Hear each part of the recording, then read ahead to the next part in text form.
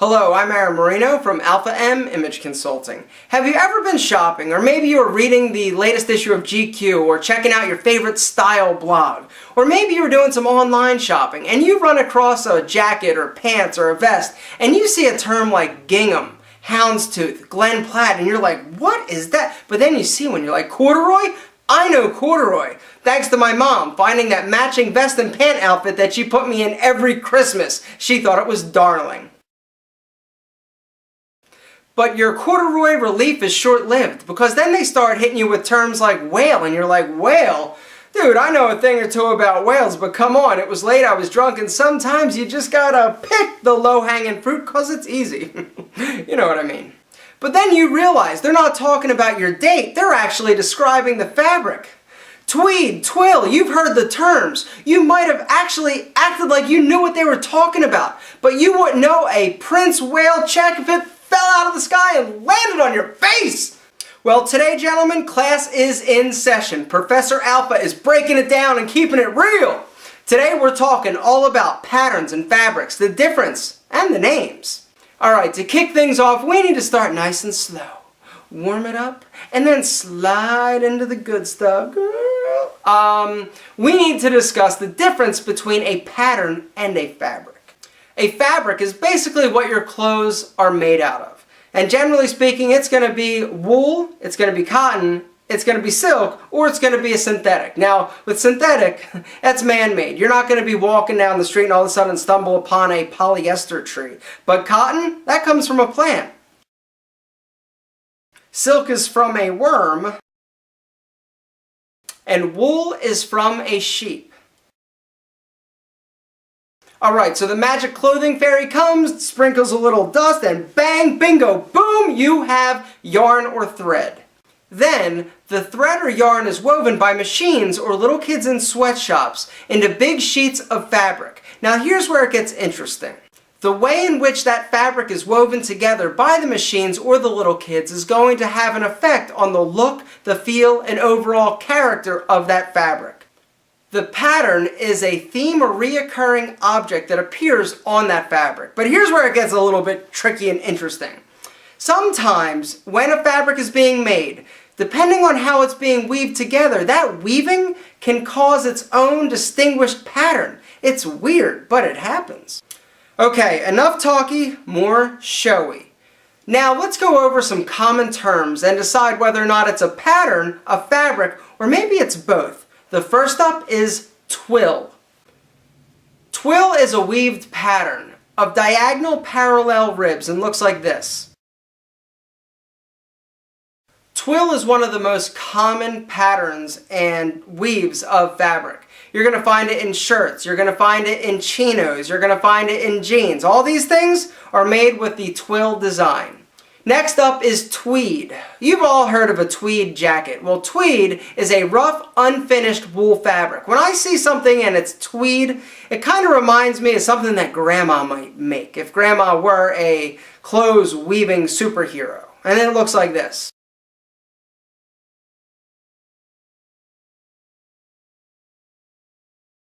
The tweed jacket is the perfect accessory to wear when you're going on your next fox chase. Simply dashing.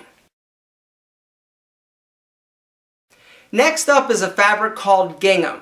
Now gingham, all it is a simple medium weight cotton fabric. Simple weave. No fancy patterns, no The pattern though is put on there, and typically when you think gingham, you think of a colored checkerboard pattern. Something like this.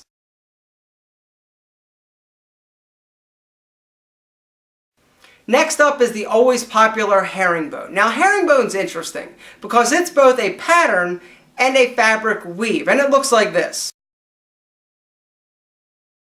Now herringbone is most popular with men's outerwear, but you're also going to see the pattern with twill shirts and tweed jackets. So just to recap, you could have a tweed jacket with a herringbone pattern woven into it. Are you following me?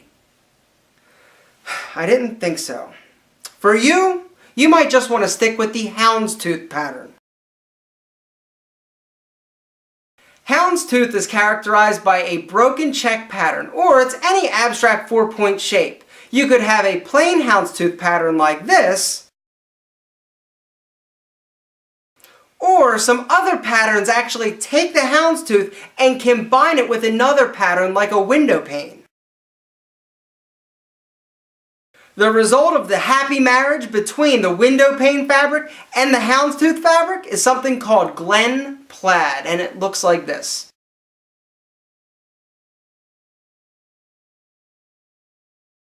Whew. Hang in there, boys, we're almost done. Another popular fabric is velvet. All velvet is soft piled fabric, and velvet can be cotton, it can be silk, but it can also be a synthetic. It's all velvet, all the time. Generally speaking, it's going to be soft, it's going to be plush, it's going to be luxurious, it's going to have a high shine because of the way it reflects light. I don't know why, it just does. But next up, something that is no laughing matter and no joke, especially to a camel, it's camel hair jackets. Camel hair jackets were originally made from camel hair. Today, they still are, but now they blend the camel hair with wool to make it softer and a little bit more plush and luxurious, and I'm assuming a little less creepy.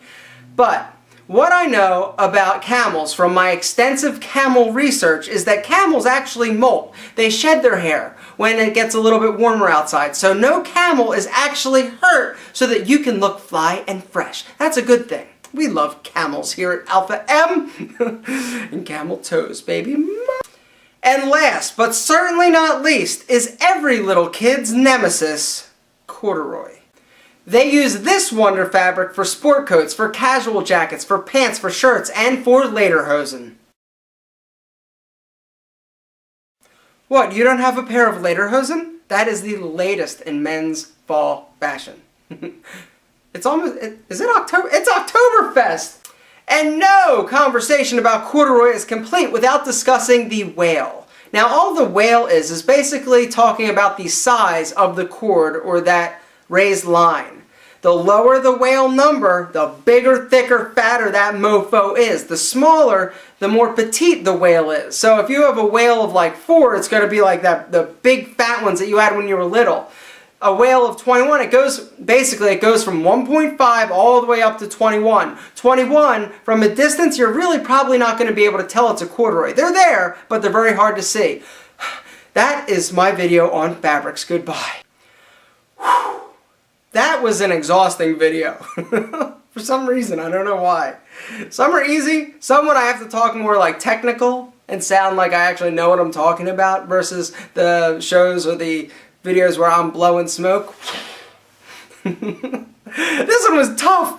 Anyway, guys, something I want you to do. There's a link down below. It's to my website. I want you to go and sign up. I'm doing a newsletter now. Once a month, I'm going to send out some style fashion tips, tell you what's going on with Alpha M. In January, I'm launching my biggest project to date, and I'm really excited about it. I've been working and killing myself getting ready for it.